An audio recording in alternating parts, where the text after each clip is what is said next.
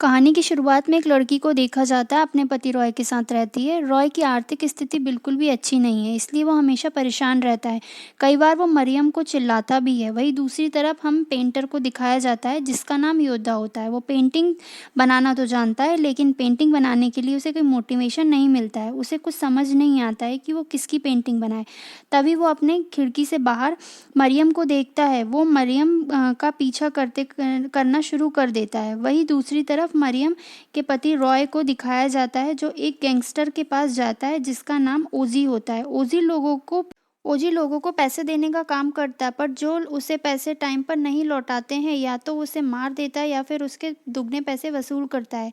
रॉय ने ओजी से पहले ही पैसे उधार में ले रखे हैं और अब वो उससे और पैसे उधार मांगने आया है और तुम्हारे सारे पैसे लौटा दूंगा। ओजी उसकी बात में आ जाता है और उसके पास जो उसके बॉस के पैसे होते हैं वो रॉय को दे देता है। वहीं मरियम, जिसका पीछा योद्धा कर रहा है, वो अपने घर पहुंच जाती है और अब योद्धा चुपके से उसकी पेंटिंग बनाना शुरू कर देता है, क्योंकि वो बहुत खूबसूरत होती है। मरियम योद्धा को देख लेती है।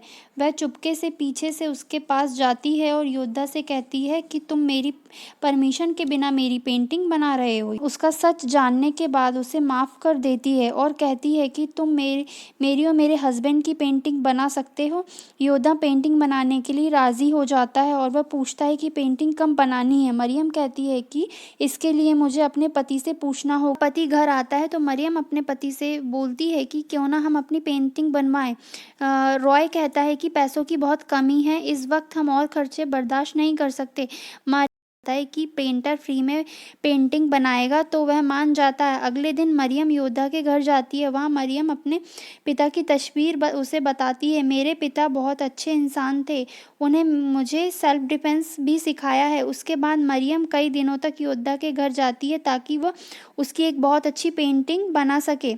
अब एक दिन रॉय जब अपने घर पर फ़ोन करता है तो उसकी मेड उठाती है। वो मरियम के बारे में पूछता है। मेड गैंगस्टर ओजी के लोग आते हैं और उसे गाड़ी में डालकर ओजी के पास ले जाते हैं, जहां उसे मारते हैं। उसे कहते हैं कि तुमने जो पैसे लिए हैं उसे लौटाना होगा। वहां से रॉय अपने पार्टनर को कॉल करता है और पूछता है कि प्रोजेक्ट का क्या हुआ।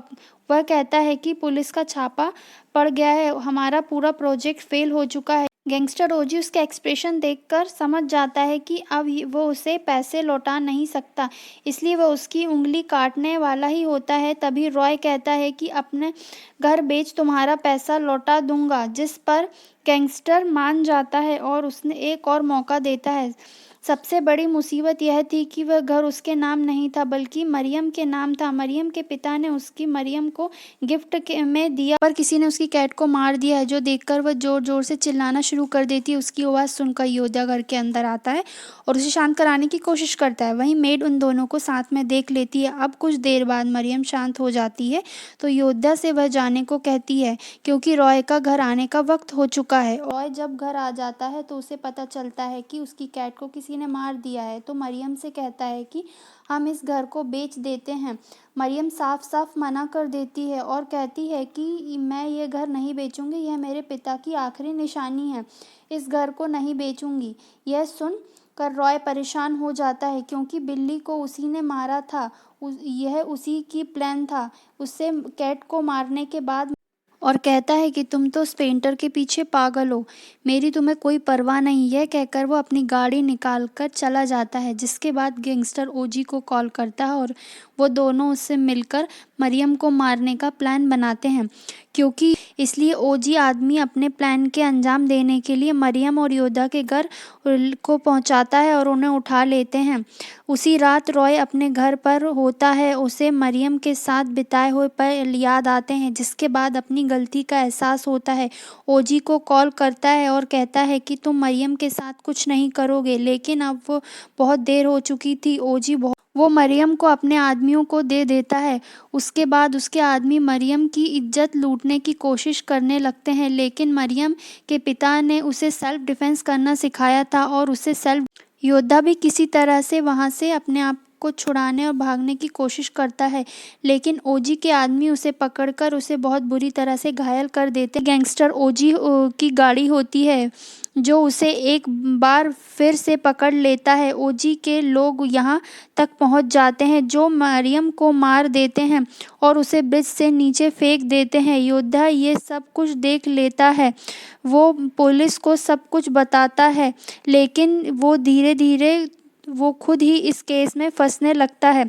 वहीं अब हम रॉय को देखते हैं कि जो सो रहा था, तभी उसे वाइफ मरियम को भी देखता है, पर अगले ही पल उसकी नींद खुल जाती है। यह उसका सपना है। अब उसे इस तरह कई बार सपने आते हैं और उसकी सबसे बड़ी प्रॉब्लम यह होती है कि अब तक मरियम का डेथ सर्टिफिकेट नहीं आता है जिसका वो वेट कर रहा है। डेथ सर्टिफिकेट मिलने के बाद ही वह इस घर को बेचकर ओजी के सारे पैसे लौटा दे। अब ओजी के बाकी के जितने भी आदमी होते हैं जिन्होंने मरियम को मारा था, वह सब की सब डर जाते हैं। उन्हें लगता है कि आज नहीं तो कल हमें मरियम मार देगी, लेकिन ओजी सबको समझाता है कि दुनिया में भूत नहीं होते हैं, तुम्हें किसी से डरने की ज़रूरत नहीं है। ओजी जब अपने घर जाता है तो वह वहाँ पर 2 और लोग मरे पड़े होते हैं। ओजी भी अब बहुत डर जाता है। उसका आखिरी सच बता देता है कि मरियम के पति ने ही उसे मरियम को मारने का कॉन्ट्रैक्ट दिया था। यह सुनकर वो शॉक्ड हो जाता है, जिसके बाद योद्धा ओजी को अपने घर के अंदर बंद कर रॉय के घर जाता है और रॉय से कहता है कि तुम अपने गुनाहों को कबूल कर लो। लेकिन रॉय को जेल जाने से डर लगता है, इसलिए वो घर का सारा सामान तोड़ने लगता है, जोर जोर से चिल्लाने लगता है। उसकी आवाज़ सुनकर उसके पड़ोसी घर के अंदर आ जाते हैं और योद्धा को वहाँ पर देखकर यह समझ लेते हैं कि योद्धा उसे मारने के लिए आया है। वह उन सभी लोगों को समझाने की कोशिश करता है कि असली गुनहगार रॉय है और ओजी है, लेकिन उसकी बात पर कोई यकीन कि ओजी को भी मार दिया जाता है।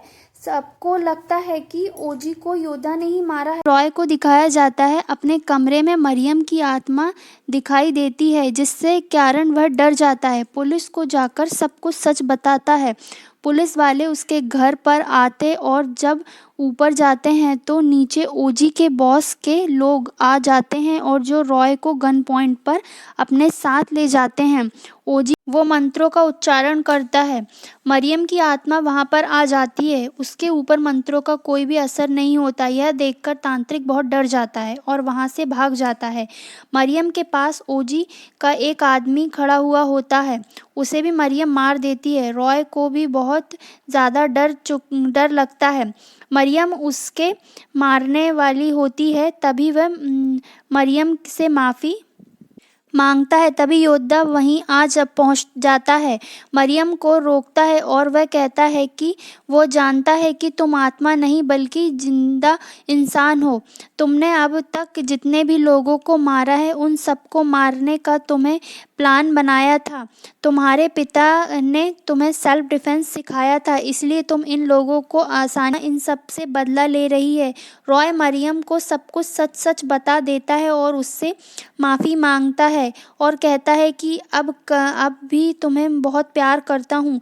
यह सुनकर वह रोने लगती है और रॉय को नहीं मारती है। तभी पीछे से गैंगस्टर का बॉस का आदमी आता है और योद्धा के पर मारने के लिए वार कर देता है और उसकी रॉय पीछे से आता है और मरियम को चाकू मार देता है और कहता है कि मुझे अपने परिवार को बचाने के लिए तुम्हें मारना होगा। योद्धा के पास एक पत्थर कर देता है, उसे जेल हो जाती है और हमें मरियम के घर को दिखाया जाता है जहां पर ओजी के बॉस ने कब्जा कर लिया है। पर मरियम मरने के बाद सच में एक आत्मा बनकर वापस लौटती है जो बॉस को भी मार देती है। मरने के बाद बॉस की आत्मा भी ब्रिज के आसपास घूमती है और वहां से निकलने वाले लोगों को डराती है और यही पर ये कहानी एंड हो जाती है। उम्मीद है कि आप सबको ये कहानी बहुत पसंद आई होगी। यदि पसंद आई हो तो please do comment, like, subscribe my channel.